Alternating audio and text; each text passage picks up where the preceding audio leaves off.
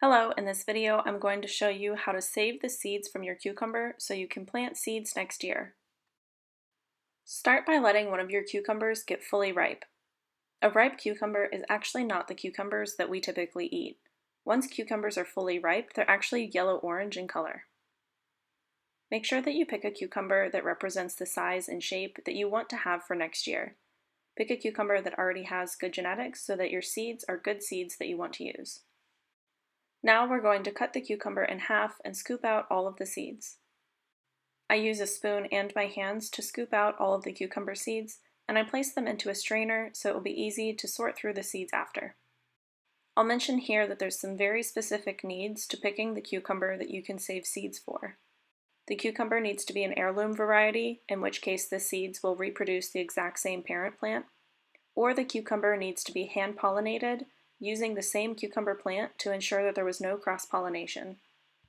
If the cucumber is not an heirloom variety, or if the cucumber is not a hand-pollinated hybrid cucumber, you can have a very wide range of dominant or recessive traits for cross-pollination, which means that the cucumber seeds you save won't necessarily reproduce the exact same plant when you plant it next year. If you want to save seeds from a hybrid variety, watch this video tagged here for how to hand-pollinate cucumbers. Once I have all of the seeds scooped out of the cucumber, I go through and try and remove any of the really large pieces of the cucumber flesh. It doesn't have to be perfect though, because we will be soaking these seeds in water. Fill a glass jar halfway full of water. Then dump your cucumber seeds into the water. Next, let the cucumber seeds sit out on the counter uncovered for 3 to 4 days. This is going to cause the seeds to ferment, which will cause the gel coating on the seeds to come off. The gel coating needs to be removed from the seeds in order for the seeds to germinate and grow into plants once they're repotted. When you stir the water, you should be able to see some of the gel coatings floating around. After a few days, the water may be cloudy or may even have mold growing on the top. This is a sign that the seeds have properly fermented. They're ready to be dried. I like to pour off the water because you need the water to be clear in order to sort the good seeds from the bad seeds. I drain out this water and then add new clean water on top of the cucumber seeds. Once the water has been added in, I give the seeds a stir. Any bad seeds that are lightweight or any additional gel coatings that haven't come off will float to the top. Any viable seeds, which are heavier, will sink to the bottom. After I give this a stir, I remove any of the seeds that stay floating on the top.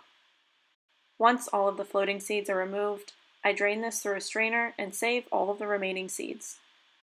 I also give the seeds a quick rinse in water just to make sure I don't see any final gel coatings or any seeds that are broken or damaged.